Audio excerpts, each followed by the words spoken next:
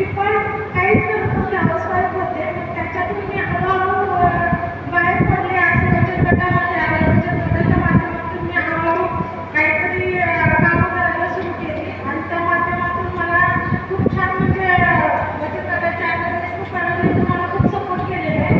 मला खूपच नेलं त्यांनी आणि आपले बरेच सारे वगैरे आहेत, आपले मिनी विकास मंचाचे अध्यक्ष वगैरे आहेत, त्यांनी पण मला भरपूर साथ दिली. त्यांच्यासोबत मी हळूहळू जसे जसे कामं करत गेले तसं मला अनुभव वाढत गेला. जसा अनुभव वाढत तसं मला कामाला उत्साह प्रोत्साहन मिळालं. जसं की मी हाऊस क्लिनिंग मटेरियल वगैरे आपल्याला घरी लागणारं सगळं म्हणतात की लिक्विड भांड्याशिवाय पाणी असल्याशिवाय पर्याय नाही तिथला, फरशी पुसल्याशिवाय पर्याय नाही, टॉयलेट पुसल्याशिवाय पर्याय नाही.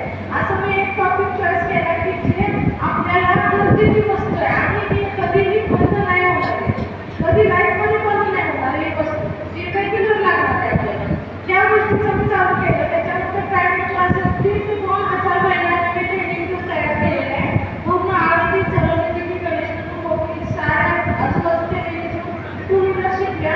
त्याच्यामध्ये ॲडव्होकेट टीचर डॉक्टर सगळे पोलीस कंडक्टर काढू शिकलेले पाहिजे. सगळं परफेक्ट घेऊन आपल्या जॉबला वगैरे जातात. म्हणजे मला काय म्हणायचं की याच्या मार्फत मी आता माझं स्वप्न येत होतं की मला शॉप चालू करायचं, इच्छा खूप होती. आमच्या निधी विकास मंचामध्ये सुनील काकडे सर म्हणून आहे, त्यांनी बाबतीत मला खूप प्रयत्न केले की बोलले की मॅडम तुम्ही करू शकताय, चला तुम्ही करा, करत राहा. आणि जसं जसं मी करत राहिला तसं मला त्याचा अनुभव येत गेला किंवा मला त्याचा रिझल्ट चांगला येत गेला. मी करते ते कामाचं मला स्वतःला ते हे झालं की मी हा करू शकते. आपण म्हणतो ना मैं कुछ भी कर सकती हूँ. तर आपण लेडीज कशातही कमी नाही आहे, कोणतीही गोष्ट कमी नाही आहे.